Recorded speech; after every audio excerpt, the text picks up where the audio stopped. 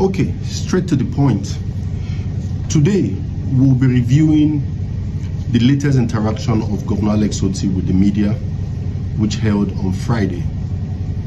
In this episode of our discussion, we'll be looking at the takeaways in that interaction and also looking at issues of controversies and the answers the governor gave to those questions. These our contents can always be watched on all our social media handles. You can follow our YouTube handle, AF Television on YouTube, or you follow us on Facebook, All Facts and Sport on Facebook, same name on Twitter and on Instagram. We will continuously review the interviews of the governor every month, anytime that interaction with the governor holds. Before I commence reviewing, I'll start by thanking the governor for this opportunity to always interact with him. At the moment, it seems as though the governor of Abian State is the only governor that conducts a monthly interaction with the media and interaction with the people. Because every time that interaction holds, it's also streamed live on all social media handles and also on radio. So Abians are engaged in that program. Abians also have opportunity to ask questions and they get feedback from the number one man in the state. The action of the governor has promoted transparency, and we pray it keeps up to that. It will help the government open to the people. To straight to the talk and takeaways. During that interaction with the governor, so many issues were looked at, apart from the niceties that took place from the beginning of the interaction, where the governor talked about his medical village plan. He talked about what the government are doing at the moment. There are also so many other issues that arose during that interaction. Key of them is the issue of corruption. The LGA election was also looked into. The issue of town planning workers that were relieved of their job was also looked at. The governor also gave an insight why the former Commissioner for Health finally resigned. He also discussed about Obi Noriako that have consistently criticized his government from different shades and corners. The governor also looked at the trending talk about the minimum wage. So just stay put while I unravel the details of what transpired during that interaction. Just like I told you, this interaction will be continuous because most times after the press interaction with the governor, there are still some ambiguities which people need further explanations. Remember, I speak as a journalist, not as an aide to the governor. My name is Emini Kerebu, the publisher of All Facts newspaper. I'm just here to help you understand the facts and to help you understand the interaction as much as I can.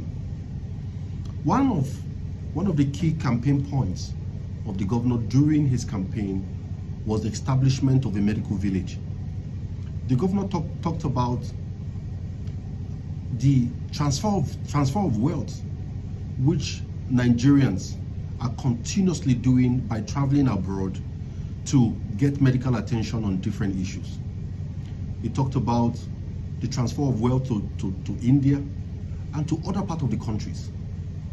And during his campaign, he explained that if we could establish a medical village that will be of international standard, that about 10 or 20% of those funds that are filtered away abroad for medical attention can be coming into Abian State. And just like me, a journalist who followed the campaign period and listened to all the contributions or all the proposals by the candidates, I've always waited to hear when the governor will kickstart this medical village idea. Unfortunately, during our interaction last week, the governor made us understand that the issue of medical village, the idea is now very close to reality. He talked about investors coming in for that project. He talked about they are looking at the data at the moment. So Abians could actually sit tight and be expectant that not too long, Abia State government may flag up the project, and then the establishment of a medical village could be very close to reality. So that's one takeaway which I think everyone needs to get. Another very important thing which has been controversial for a while is the issue of loan. If you have listened to radio stations here in Abia State, you continuously hear the allegations that Abia State government have collected XYZ loan, that's kind of loan, this loan, this loan, this loan.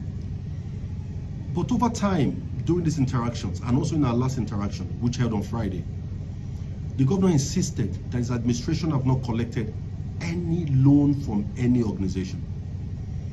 But he also made it clear that they are actually processing some facilities from some organizations, but they have not assessed any facility at the moment.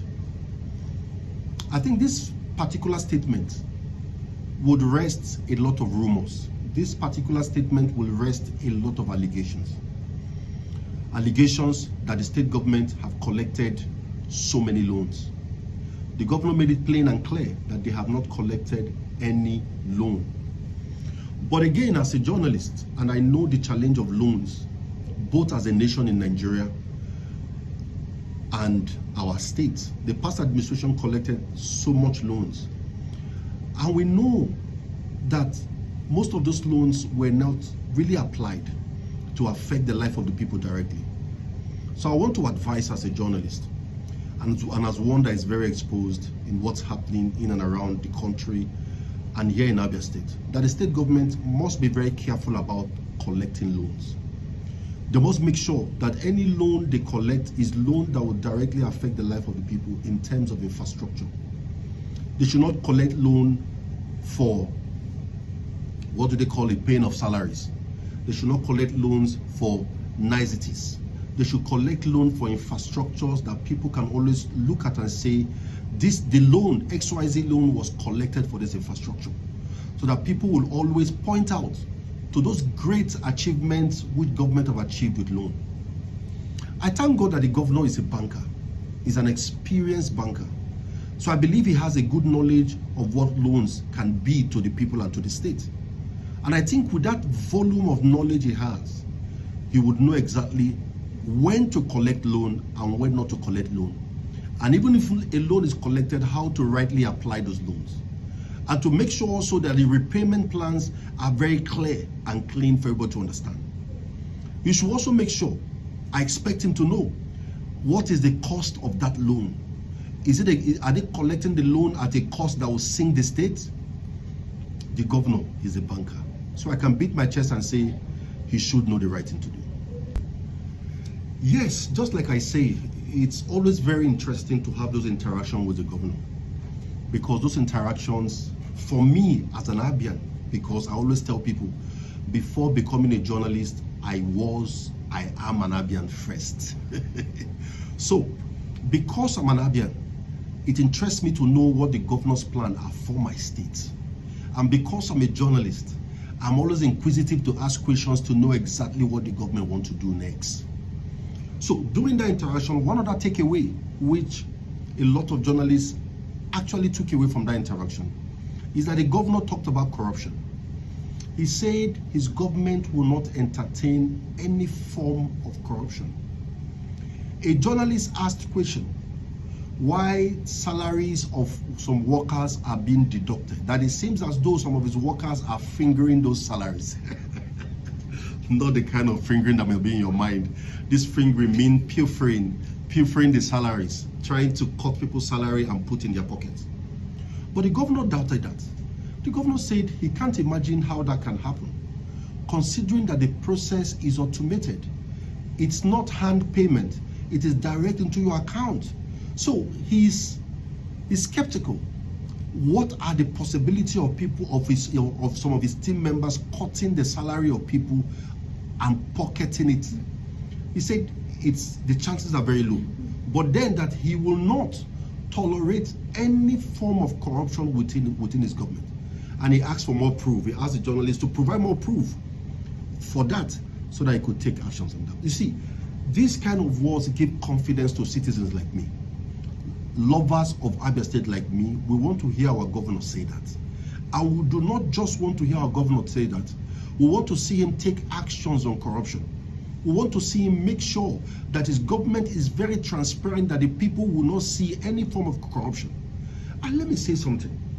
One of the reasons people allude to corruption is not because they saw somebody stealing money, but it's because government refused to give accurate information to the people every time. Anytime you keep your people in the dark, people always allude to corruption. But anytime you make sure your books are open and the people can see, people begin to see the transparency in your government and believe in your government more. That's why I must thank the governor for this monthly media interaction with journalists and with the people of Abia. It has, to a large extent, kept his government transparent. And I know and I believe and I pray and I urge that they keep doing it and keep doing it more and more. Transparency is key in governance and is very important. Another very talking point which people have talked about so much in this nation generally is the local government election. You are aware that few weeks ago, the Supreme Court gave a landmark decision on the issue of LGA. The Supreme Court instructed or interpreted the Constitution stating that every money for the local government should go to the local government itself. So the issue of Jack should be thrown away. So the Supreme Court said that money should also go to only elected officers of the local government. So since that decision was made by the Supreme Court, it has been a talking point. When will states conduct their local government election? The governor, during our latest interaction, has assured Abians that local government election will hold in Abia State. That is no longer a gazing issue. It's going to hold. And at the moment, they are looking at the timetable on when and at the time or when the local government elections are going to hold. He said that there is some amendments that will be done in the local government law, which at the moment is in the House of Assembly. Details of what amendment what to be done is what we don't know, but it can be guaranteed. I will do a research on that and make sure I feed you with the complete information as regards what are the amendments we need to know. What are these amendments that the executive wants to be done in the local government law in Abia State? So, local government election will hold. If you want to be local government chairman, you better start putting yourself together, putting your arsenals together, putting your resources together. Because you know elections in Nigeria are always financial intensive. So it's no child's play. If you also want to be a councillor, be getting ready too. The elections, local government elections are coming in very soon. So be ready. Okay, moving forward. Another issue that we need to look at or review is what the governor said about the former commissioner for health in Abia State. Of course, you are aware that we were told that she resigned from her positions. She resigned from that particular position, and before her resignation, she was suspended by the government, and a committee was set up to investigate the allegations against her. And during one of our interactions with the governor assured that any decision or any report that comes in from the committee investigating her, that the government will take appropriate action as regards, will take appropriate action as regards the report that comes in from the committee. Now, this is one issue that also have been trending in the Abia State media space, both on radio, online, and also on hard copy newspapers. It's also trending.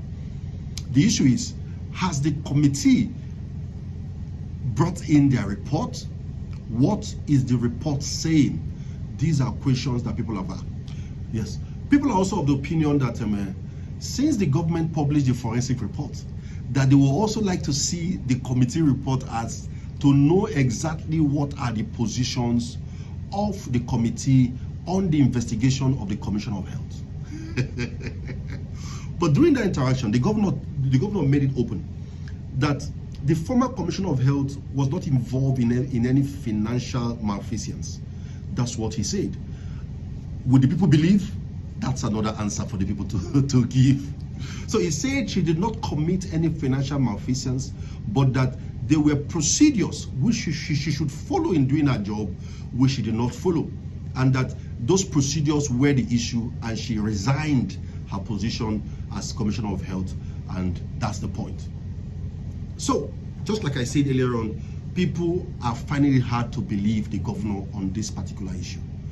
And for me, the government must try as much as possible to be transparent enough for people to continuously believe them. Another thing again that is there is that even if the governor today publishes the report of the committee, you see the opposition we have here. Opposition will still not believe. They'll still think that the governor have doctored something. Well, the truth is that opposition will remain opposition, but the government will have to do their job. And as journalists, my job is to be as neutral as possible and to tell the government the proper thing to do at every point in time. The government must make sure at every point in time they are transparent enough to be believed. They should not create any room of ambiguity. They should not create any room for disbelief. They should not create any room that will give the opposition a leeway to begin to abuse the mind of Abians. Again, let's look at the issue of town planners in Aba. There have been a lot of issues as regards that. People have said that they were laid off. A good number of them were laid off. And the question is, why would they be laid off, considering the economic hardship at the moment, considering this, considering that, all the challenge people are going through? So there have been talks about this particular issue. And yesterday, last interaction with the governor was an opportunity for the governor to clear the air on that particular issue. The governor, while speaking on that, he said that most of those people that were working there in the town planning office were ad hoc workers. They were not fully employed people. So that's one question. And then that the government at the moment have no need for them.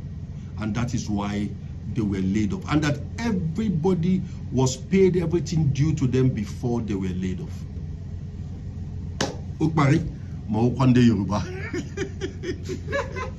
But in my opinion, I have a little bit slight different opinion from that particular decision of the governor. We understand the economic hardship at the moment. We understand that the people are passing through very difficult moments, and the government must be very careful in handling issues as regards employment and letting workers go. The government have had issues of relieving people of their job as they came in. A lot of people were relieved of their job who were hurriedly employed at the twilight of the administration of Governor Okezie. So the issue of sacking workers is still hanging around the neck of the government. So the government must pipe low a little bit. That's my opinion on this issue of relieving people of their job. And if they must do that, they must make sure the process is very transparent. They must communicate to the people very well to make them know exactly the issues. They must make sure that the people are well informed of decisions they want to take, so that the people will not will not feel so bad about the government. And the government must also provide a landing, a soft landing for these people. If you want to relieve people of their job, I believe it would make a lot of sense to probably train them, because they're going to lose their job, train them and provide them alternatives where they can go to, and maybe provide seed money for them to be able to start up a new life. It's very important. Government is for the people, and for the people, and by the people. So government must always make sure that the people are happy. If not everybody, a large number of people. Are we not there? Yes, me and you know that one very important question that must be asked is the issue of minimum wage. Otti yakpata omela. Yes, one of the journalists on that day asked the governor, what about minimum wage? Because me, myself, I remember very well when the governor said that he will be the first to apply the minimum wage immediately the decision is taken by the federal government.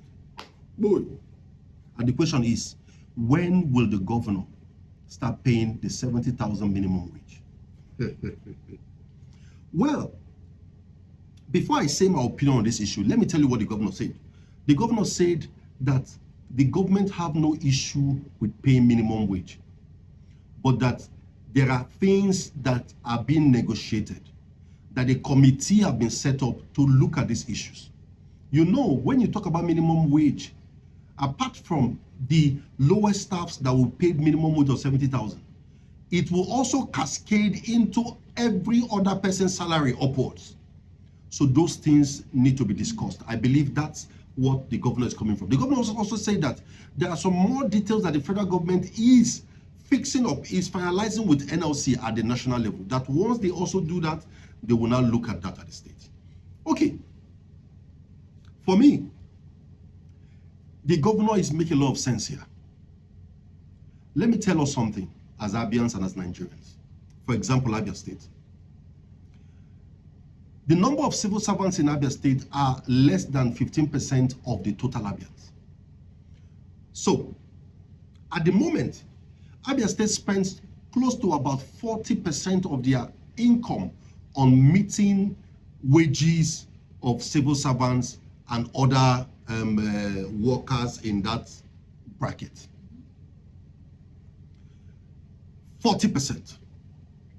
Remember, as I said, we have 85% or more of Abians who are not civil servants, who need good roads, who need good hospitals, who need good schools for their wards, who need other things from this same state government.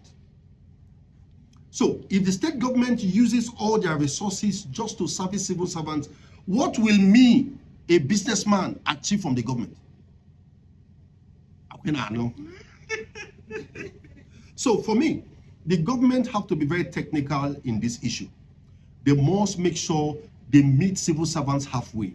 They must make sure they have a democratic process of discussing with the civil servants leadership and get to a point where it will be a win-win situation. I know that civil servants will not want their salaries alone to be paid and the government shuts down. I know they want their they want salaries to be paid and the government keep doing other things for the state. So for that to be achieved, there need to be a round table discussion, face-to-face, eyeball to eyeball, putting the cards on the table for everybody to see and then coming to agreement. Another very important thing is this, that's very, very important. Government must not be telling the people to sacrifice when they themselves are not willing to sacrifice. So for the people to be willing to sacrifice, it's important they see their government also sacrificing. That is when it will become we're on the same table. You will not be eating chicken and tell me to only drink garri. When I see you eating chicken, I'm not going to walk now. I get a quail. So please, it's important that government discuss with NLC, come to an understanding and work together and make sure that payment of salaries will not eat up all the resources of Abia State to a point that the state cannot move forward any longer apart from paying salaries and welfare of workers. So, Governor Otti, the ball is in your court. Leadership calls for you to know what to do at this point in time. Moving forward on the issue of Mr. Obinoriako. Well, Obinoriako has been writing consistently, criticizing the government from every flank. For me, I see nothing wrong with that. Opposition is about criticizing government. The only issue I see is this.